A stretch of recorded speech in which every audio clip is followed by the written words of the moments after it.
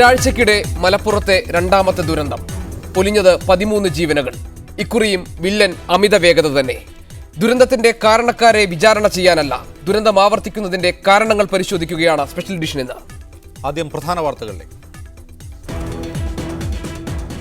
മലപ്പുറത്ത് വാഹനാപകടത്തിൽ 13 പേർ മരിച്ചു. അപകടം പെരിന്തൽമണ്ണയ്ക്ക് സമീപം സ്വകാര്യ ബസ് മറിഞ്ഞ്. മരിച്ചവരിലേറെയും വിദ്യാർത്ഥികൾ. പരിക്കേറ്റ പലരുടെയും നില ഗുരുതരം. അപകട കാരണം ടയർ പൊട്ടിയതെന്ന് പ്രാഥമിക നിഗമനം. മുഖ്യമന്ത്രിയും ഗതാഗത മന്ത്രിയും അല്പസമയത്തിനകം മലപ്പുറത്തെത്തും. സിറിയക്കെതിരായ സൈനിക നടപടിയോട് യോജിപ്പില്ലെന്ന് ഇന്ത്യ. സിറിയൻ വിഷയത്തിലെ ഇടപെടൽ ഭരണമാറ്റം ലക്ഷ്യം വെച്ചാകരുത്. UN വസ്തുതാന്വേഷണ റിപ്പോർട്ട് വരുന്നതുവരെ കാക്കണമെന്നും ഡോക്ടർ മൻമോഹൻ സിംഗ്. G20 ഉച്ചകോടിയിൽ അമേരിക്ക റഷ്യ ഭിന്നത രൂക്ഷം. ഇന്ത്യൻ അതിർത്തിയിൽ ചൈന കടന്നുകയറ്റം നടത്തിയിട്ടില്ലെന്ന് പ്രതിരോധ മന്ത്രി AK ആന്റണി. ഇന്ത്യയുടെ ഏതെങ്കിലും ഭാഗം ചൈനയ്ക്ക് വിട്ടുകൊടുക്കുന്ന പ്രശ്നമില്ല. അതിർത്തിയിൽ അടിസ്ഥാന സൗകര്യങ്ങൾ വികസിപ്പിക്കുമെന്നും പാർലമെന്റിന് AK ആന്റണിയുടെ ഉറപ്പ്.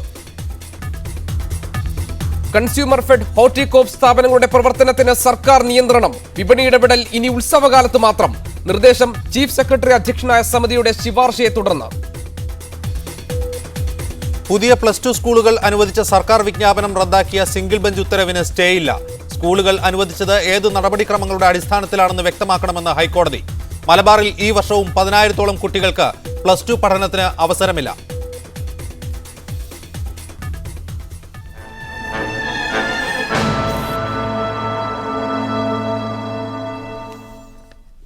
പെരിന്തൽമണ്ണ തേലക്കാട് മിനി ബസ് മറിഞ്ഞ് 7 വിദ്യാർത്ഥികൾ ഉൾപ്പെടെ 13 പേർ മരിച്ചു. പെരിന്തൽമണ്ണയിൽ നിന്ന് മേൽക്കുളങ്ങരയിലേക്ക് പോവുകയായിരുന്ന ഫ്രണ്ട്സ് ബസ്സാണ് അപകടത്തിൽപ്പെട്ടത്. 6 പേരുടെ നില അതീവ ഗുരുതരം. പരിക്കേറ്റ 25 പേരെ വിവിധ ആശുപത്രികളിൽ പ്രവേശിപ്പിച്ചിരിക്കുകയാണ്. ഉച്ചയ്ക്ക് 1:30-ഓടെ പെരിന്തൽമണ്ണയ്ക്കടുത്ത് തേലേക്കാട്ടാണ് അപകടമുണ്ടായത്. പെരിന്തൽമണ്ണയിൽ നിന്ന് മേൽക്കുളങ്ങരയിലേക്ക് പോകുന്ന ബസ്സാണ് അപകടത്തിൽപ്പെട്ടത്. മറ്റൊരു വാഹനത്തെ മറികടക്കാൻ ശ്രമിക്കവേ റോഡരികിലെ മരത്തിലിടിച്ച് മിനി ബസ് മറിയുകയായിരുന്നു. ബസിന്റെ അമിത വേഗമാണ് അപകടത്തിന് കാരണം. മരത്തിലിടിച്ച് മറിഞ്ഞ ബസ് നെടുകെ പിളർന്നു. അനുവദനീയമായതിലും അധികം യാത്രക്കാരുണ്ടായിരുന്നതാണ് അപകടത്തിന്റെ തീവ്രത കൂട്ടിയത്. 6 പേർ സംഭവസ്ഥലത്തു തന്നെ മരിച്ചു. അപകടത്തിൽപ്പെട്ടവരിൽ ഭൂരിഭാഗവും ചുങ്കത്തെ പാരലൽ കോളേജിൽ പഠിക്കുന്ന വിദ്യാർത്ഥിനികളാണ്. പരിക്കേറ്റവരെ പെരിന്തൽമണ്ണയിലെ 2 സ്വകാര്യ ആശുപത്രികളിൽ പ്രവേശിപ്പിച്ചു. മൃതദേഹങ്ങൾ പോസ്റ്റ്മോർട്ടത്തിന് ശേഷം കാപ്പ് ഗവൺമെന്റ് ഹൈസ്കൂളിൽ പൊതുദർശനത്തിന് വെച്ചു. മീഡിയ 1 മലപ്പുറം. പെരിന്തൽമണ്ണ താലൂക്ക് ആശുപത്രിയിൽ പോസ്റ്റ്മോർട്ടം കഴിഞ്ഞ് എല്ലാ മൃതദേഹങ്ങളും വീടുകളിലെത്തിച്ചു. സംസ്കാരം നാളെ നടക്കും. ജലീൽ പടന്നു ചേരുന്നു ഞങ്ങളുടെ പ്രതിനിധി പെരിന്തൽമണ്ണയിൽ നിന്ന്. ജലീൽ, എന്തൊക്കെയാണ് ഇപ്പോഴത്തെ വിവരങ്ങൾ? എല്ലാ മൃതദേഹങ്ങളും പോസ്റ്റ്മോർട്ടം കഴിഞ്ഞോ? ആദ്യം എല്ലാ മൃതദേഹങ്ങളും പോസ്റ്റ്മോർട്ടം കഴിഞ്ഞു അവരുടെ വീടുകളിൽ എത്തിച്ചിരിക്കുകയാണ്. അല്പസമയത്തിനകം തന്നെ മൃതദേഹങ്ങളെല്ലാം കാപ്പിൽ ഗവൺമെന്റ് സ്കൂളിൽ എത്തിക്കും. നാളെ രാവിലെയോടുകൂടിയാണ് സംസ്കാര ചടങ്ങുകൾ ആരംഭിക്കുക. ഇപ്പോൾ മരണപ്പെട്ടവരിൽ ഷംന, ഷബീന, തസ്നീം, സൈനബ, മുബഷിറ, മറിയ, സഫീല, ഫാത്തിമത്ത്, നാദിയ എന്നിവരുടെ മൃതദേഹങ്ങൾ നാളെ മേൽക്കുളങ്ങര ജുമാ മസ്ജിദ് ഖബർസ്ഥാനിലാണ് അടക്കം ചെയ്യുന്നത്. ഡ്രൈവർ സൽമാന്റെ മൃതദേഹം പെരിന്തൽമണ്ണ മനസ്സുമംഗലം ജുമാ മസ്ജിദിലാണ് അടക്കം ചെയ്യുക. അതോടൊപ്പം തന്നെ മരിച്ച സരോജിനി തേലക്കാടുള്ള വീട്ടുവളപ്പിലും നീതുവിന്റെ ശവസംസ്കാര ചടങ്ങ് ഷൊർണൂർ ശാന്തി മഠത്തിലുമാണ് ഇപ്പോൾ തീരുമാനിച്ചിരിക്കുന്നത്. ഇപ്പോൾ എല്ലാ മൃതദേഹവും അല്പസമയത്തിനകം തന്നെ കാപ്പിൽ ഗവൺമെന്റ് സ്കൂളിൽ പൊതുദർശനത്തിനായി കൊണ്ടുവരും. മുഖ്യമന്ത്രി ഉമ്മൻചാണ്ടി ഇപ്പോൾ കോഴിക്കോട് എത്തിയിരിക്കുന്നു. അല്പസമയത്തിനകം തന്നെ മുഖ്യമന്ത്രി എത്തുമെന്നാണ് ഇപ്പോൾ അറിയിച്ചിരിക്കുന്നത്. ഇപ്പോൾ വലിയ ഒരു ജനാവലി തന്നെയാണ് ഇപ്പോൾ ഇവിടെ തടിച്ചുകൂടിയിരിക്കുന്നത്.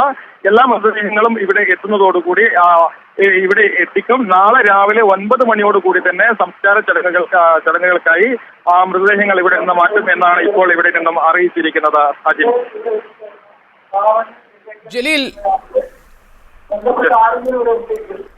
ജലീൽ, പരിക്കേറ്റവരുടെ നില എങ്ങനെയാണ്? എത്ര പേർ പരിക്കേറ്റിപ്പോൾ ആശുപത്രിയിലുണ്ട്? നേരത്തെ തന്ന റിപ്പോർട്ട് അനുസരിച്ച് 2 പേരുടെ നില അതീവ ഗുരുതരമാണെന്ന് ജലീൽ പറഞ്ഞിരുന്നു. തീർച്ചയായും ഇപ്പോൾ പരിക്കേറ്റവരിൽ 6 പേർ ഉള്ളത് പെരിന്തൽമണ്ണ മൗലാന ആശുപത്രിയിലാണ്. ഇതിൽ 3 പേരുടെ നില ഇപ്പോഴും അതീവ ഗുരുതരമാണ് എന്ന് തന്നെയാണ് അറിയാൻ കഴിഞ്ഞത്. എന്നാൽ അൽഷിഫ ആശുപത്രിയിൽ പരിക്ക് പറ്റിയവരുടെ നില അത്ര ഗുരുതരമല്ല. ഏറെ ചെറിയ നിസ്സാര പരിക്കുകൾ മാത്രമേ ഉള്ളൂ എന്നാണ് ഇപ്പോൾ നമുക്ക് അറിയാൻ സാധിക്കുന്നത്. എന്നാൽ മൗലാന ആശുപത്രിയിൽ 3 പേരുടെ നില അതീവ ഗുരുതരം തന്നെയാണ്. അതിൽ ഒരു സ്ത്രീ ഇപ്പോൾ വെന്റിലേറ്ററിലാണ്. വളരെ ഗുരുതര അവസ്ഥയിൽ തന്നെയാണ് ഇപ്പോൾ ഉള്ളത് എന്നാണ് നമുക്ക് അറിയാൻ സാധിക്കുന്നത്. ജലീൽ, ദയവായി തുടരുക. ഇപ്പോൾ ഷിത ചേരുന്നു തത്സമയം ആശുപത്രിയിൽ നിന്ന് പരിക്കേറ്റവരുടെ വിശദാംശങ്ങളുമായി. ഷിത, എത്ര പേര് ആശുപത്രിയിൽ പ്രവേശിപ്പിച്ചിട്ടുണ്ട്? ആരുടെയൊക്കെ നില ഗുരുതരമാണ്? എന്തൊക്കെയാണ് മറ്റു വിശദാംശങ്ങൾ? അജിൻ, അൽഷിഫ ആശുപത്രിയിലാണ് നമ്മളിപ്പോൾ ഉള്ളത്. അൽഷിഫ ആശുപത്രിയിൽ 22 പേരെയാണ് പ്രവേശിപ്പിച്ചിട്ടുള്ളത്. ഇവരിൽ 4 പേർ ICUവിലാണ്. ഒരാളെ അല്പസമയം മുമ്പ് വെന്റിലേറ്ററിലേക്ക് മാറ്റിയതായി നമുക്ക് അറിയാൻ കഴിഞ്ഞിട്ടുണ്ട്. 2 പേരെ സർജറിക്ക് വിധേയരാക്കുകയാണ്. മറ്റുള്ളവരുടെ പരിക്കുകൾ അത്ര ഗുരുതരമല്ല. തലയ്ക്കും കൈക്കും കാലിനുമേറ്റ പരിക്കുകളാണ് മറ്റു പലർക്കും ഉള്ളത്. ഇവർ പ്രധാനമായും നമ്മളോട് പറഞ്ഞിട്ടുള്ളത് വേഗത്തിൽ വന്ന ബസിന്റെ ടയർ പൊട്ടിയ ശബ്ദം കേട്ടതായി ഇവർ പറയുന്നു. അതിനുശേഷം മരത്തിലിടിക്കുകയായിരുന്നു. അതിനുശേഷം ബോധം പോയതായാണ് ഈ പരിക്കേറ്റവർ നമ്മളോട് പറയുന്നത്. ഇവിടെയുള്ള 22 പേരിൽ 4 പേര് വെച്ച് മറ്റുള്ളവരുടെ നില അത്ര ഗുരുതരമല്ല. അജിൻ, ഷിത ആണ് വിവരങ്ങൾ നൽകിയത്. ജലീൽ, സംസ്കാര ചടങ്ങുകൾ നാളെയാണല്ലോ. നാട്ടുകാരെങ്ങനെയാണ് പ്രതികരിക്കുന്നത് ഈ സംഭവത്തോട്? ഗോപി, ഇപ്പോൾ നാട്ടുകാർ നമുക്കിപ്പോൾ ഇവിടെ നിന്ന് കാണാൻ കഴിയുന്നത് വലിയ, അതായത് ഒരു ഗ്രാമത്തിലുള്ളവരാണ് മരിച്ചവർ. ഏറെക്കുറെ എല്ലാവരും തന്നെ എന്ന് നമുക്ക് പറയാൻ സാധിക്കും. അതുകൊണ്ട് തന്നെ ആ ഒരു സങ്കടത്തിലാണ് ഇപ്പോൾ നാട്ടുകാരുടെ തടിച്ചുകൂടിയിരിക്കുന്നത്. തീർത്തും അപ്രതീക്ഷിതമായി വന്ന ഒരു അപകടം, ഈ ഒരു ദുരന്തം താങ്ങാനാവാത്ത സ്ഥിതിയാണ് ഇവർക്കുള്ളത് എന്നാണ് നമുക്ക് മനസ്സിലാക്കാൻ സാധിക്കുന്നത്. ഇവർ മരിച്ചവരെല്ലാവരും തന്നെ അടുത്തടുത്ത വീട്ടിലുള്ളവരാണ്. ഒരു പ്രദേശത്ത് അടുത്തടുത്ത വീട്ടിലുള്ള ആളുകളാണ്.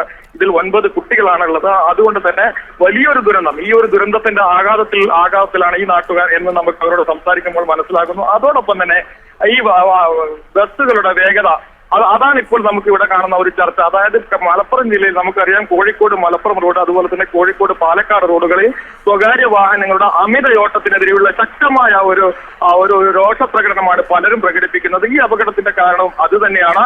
നമുക്കറിയാം, ഒരാഴ്ച മുമ്പ് താനൂരിൽ നടന്ന അപകടവും അമിത വേഗത കൊണ്ട് തന്നെയായിരുന്നു. ഇന്നിപ്പോ സംഭവിച്ചതും അത് തന്നെയാണ്. മിനി ബസ്സിൽ ആവശ്യത്തിലധികം യാത്രക്കാരെയും കൊണ്ടാണ് അമിത വേഗതയിൽ ബസ് ഓടിച്ചത് എന്ന് ഈ ബസ്സിൽ യാത്ര ചെയ്തവർ തന്നെ പറയുന്നു. അതോടൊപ്പം തന്നെ അവിടെ അപകടം നടന്ന ഉടൻ തന്നെ എത്തിയവർ അതാണ് നമ്മളോട് പറഞ്ഞത്. ഗോപി, റൈറ്റ്, തിരിച്ചു വരാം. ജലീൽ പടന്ന, ഒപ്പം തന്നെ ഷിത കൂടുതൽ വിവരങ്ങൾക്കായി ചർച്ചയിലേക്ക് വരുന്നു. നാറ്റ്പാക് ഡയറക്ടർ BG ശ്രീദേവി നമ്മോടൊപ്പമുണ്ട്. കോഴിക്കോട് RTO രാജീവ് പുത്തലത്തുണ്ട്. MLA മാരായ ശ്രീരാമകൃഷ്ണൻ, C മമ്മൂട്ടി എന്നിവരെ ടെലിഫോൺ ലൈനിൽ പ്രതീക്ഷിക്കുന്നു. ശ്രീ രാജീവ് പുത്തലത്ത്, ഇതുപോലെയുള്ള അപകടങ്ങൾ സംസ്ഥാനത്ത് ആവർത്തിക്കുമ്പോൾ കുറ്റബോധം ഉണ്ടാകണ്ടേ RTOയ്ക്ക്? മോട്ടോർ വാഹന വകുപ്പ് ഈ അടുത്ത കാലങ്ങളിലായി നല്ല രീതിയിലുള്ള ഒരു എൻഫോഴ്സ്മെൻറ്റ് വർക്കുകളാണ് ഈ അടുത്ത കാലങ്ങളിലായി ചെയ്തു വരുന്നത്. ഈ ഒറ്റ മാസം തന്നെ, കഴിഞ്ഞ ഒരു ഒറ്റ മാസം തന്നെ 8600ഓളം വാഹനങ്ങൾ ഞങ്ങൾ ചെക്ക് ചെയ്തിരുന്നു. എന്നാലും പലപ്പോഴും അപകടങ്ങൾ കൂടി വരുന്നു എന്നുള്ളതാണ് ഒന്ന് കണ്ടുവരുന്നത്. ശ്രീ രാജീവ്, വാഹനങ്ങൾ 8000ഓളം ചെക്ക് ചെയ്തിട്ടുണ്ടാകാം. അതിൽ എത്ര സ്വകാര്യ ബസ്സുകളുണ്ടായിരുന്നു? സ്വകാര്യ ബസ്സുകളാണ് കോഴിക്കോട് മലപ്പുറം ജില്ലകളിൽ നിരന്തരം അപകടം ഉണ്ടാക്കിക്കൊണ്ടിരിക്കുന്നത്. ഈ സ്വകാര്യ വാഹനങ്ങളാണ് 376ഓളം വാഹനങ്ങൾ കഴിഞ്ഞ മാസം ചെക്ക് ചെയ്തു. ബസ്സുകൾ അതിനെതിരെ നടപടിയെടുത്തു. മുഖ്യമായും ഒന്ന് കണ്ടുവന്നത് എയർ ഹോണുകളുടെ ഉപയോഗം. എയർ ഹോണുകൾ ഉപയോഗിക്കുമ്പോൾ ഡ്രൈവർക്ക് ഓവർ കോൺഫിഡൻസ് നൽകുന്നു, അമിത വേഗത്തിനുള്ള ഒരു പ്രചോദനം നൽകുന്നു. അതിൻ്റെ ഭാഗമായി ഇവിടെയുള്ള എല്ലാ എയർ ഹോണുകളും മുഖ്യമായും എല്ലാ ബസ്സുകളിൽ നിന്നും അഴിച്ചു മാറ്റപ്പെട്ടു. പിന്നെ ഒന്ന് മ്യൂസിക് സിസ്റ്റം, ഇതുപോലുള്ള ഡ്രൈവർക്ക് പ്രചോദനം നൽകുന്ന പല കാര്യങ്ങളും ഞങ്ങൾ ചെക്ക് ചെയ്തു, റിമൂവ് ചെയ്യപ്പെട്ടിട്ടുണ്ട്. പക്ഷേ ഇപ്പോഴും താങ്കൾ കോഴിക്കോട് രാമനാട്ടുകര റൂട്ടിലൊന്ന് യാത്ര ചെയ്ത് നോക്കുക, എയർ ഹോണുകൾ മുഴങ്ങുന്നുണ്ടാവും. ഒരു പരിധിവരെ കുറയ്ക്കാൻ പറ്റിയിട്ടുണ്ടെന്നുള്ളത് സത്യമാണ്. തീർച്ചയായും ഇപ്പോൾ സംസ്ഥാനത്തോടുന്ന സ്വകാര്യ വാഹനങ്ങളുടെ ഫിറ്റ്നസ് ഉറപ്പുവരുത്താൻ കഴിഞ്ഞിട്ടുണ്ടോ? 2, എപ്പോഴും നാട്ടുകാർക്കുള്ള പരാതിയാണ് മത്സരയോട്ടം പ്രൈവറ്റ് ബസ്സുകളുടെ. ഇവിടുന്ന് പുറത്തിറങ്ങി കഴിയുമ്പോൾ തന്നെ നമ്മൾ കാണുന്നത് അവരുടെ മത്സരയോട്ടമാണ്. പിന്നെ മറ്റൊന്ന്, 22 വയസ്സേ ഉള്ളൂ ഇന്ന് മരിച്ച ബസ്സിലെ ഡ്രൈവർക്ക്. ശരിയായ ലൈസൻസ് ഇവർക്കുണ്ടോ?